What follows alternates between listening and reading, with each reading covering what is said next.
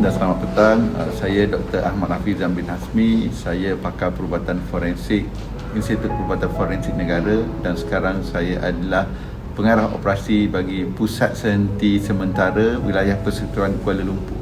Pengalaman yang manis berkaitan dengan Pusat Sehenti Sementara adalah apabila kita mampu menggamblingkan setiap pihak dan agensi-agensi yang lain di dalam pengurusan jenazah COVID-19. Hal ini memberikan kepuasan kerana kita berjaya untuk menguruskan mayat ataupun menguruskan jenazah COVID-19 ini dengan lebih sistematik, beretika, hormat dan mulia. Ini adalah satu tindakan yang terbaik yang diinisiatifkan oleh Tan Sri Menteri Wilayah Persekutuan. Hal ini kerana kita dapati bahawa kapasiti untuk menguruskan jenazah di Institut Perubatan Forensik Negara adalah amat kecil berbanding dengan beban ataupun bilangan jenazah yang tiba ke jabatan.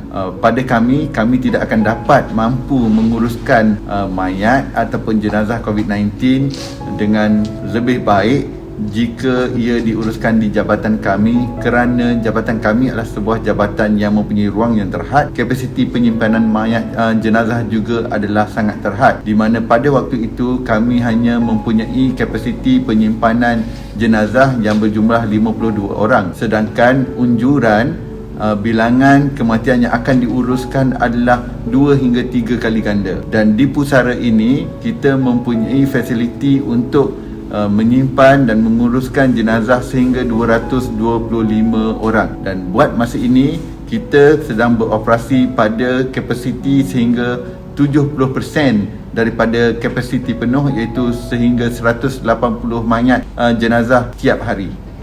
Pihak kami memang memerlukan sumbangan daripada orang ramai. Yang pertama adalah petugas-petugas di pusat sehenti ini merupakan kaki tangan kerajaan dan majoritinya juga adalah sukarelawan. Yang kedua adalah petugas-petugas melakukan tugas yang amat berat. Mereka perlu untuk mengendalikan jenazah, terutamanya daripada proses untuk ambil angkat alih jenazah daripada Hospital Kuala Lumpur ke pusara. Dan ini memerlukan tenaga yang kuat dan ia dijalankan dengan memakai PPE yang penuh. Dan ia dijalankan sebilang waktu, pada waktu panas dan juga pada waktu malam. Jadi kebajikan para petugas adalah sangat penting. Pada saya, yang pertama adalah kami memerlukan daripada segi untuk kebajikan petugas.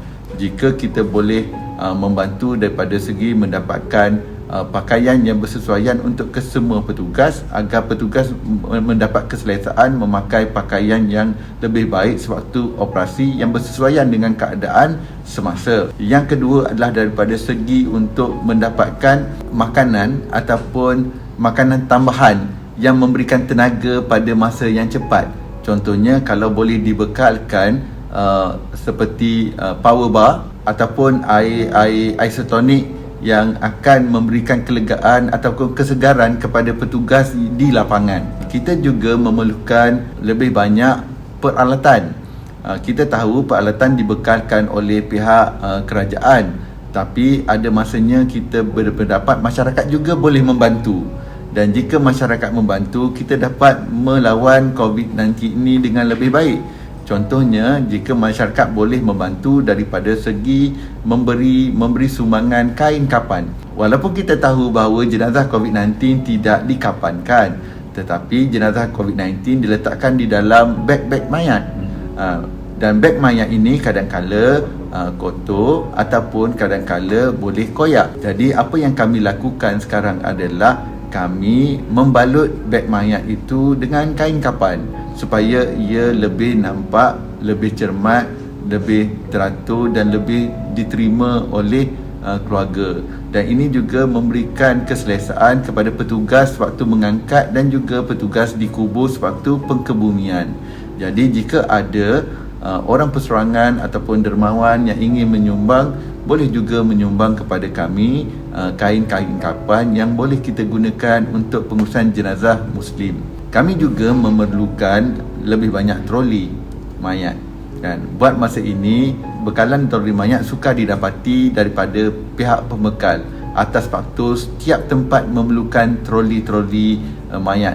jika ada dermawan yang tahu di mana boleh didapatkan troli mayat atau troli pesakit, boleh juga untuk menyumbangkan kepada kami. Selain daripada itu, kebanyakan sukarelawan di sini berkhidmat dan memberikan tenaga bakti secara rela hati.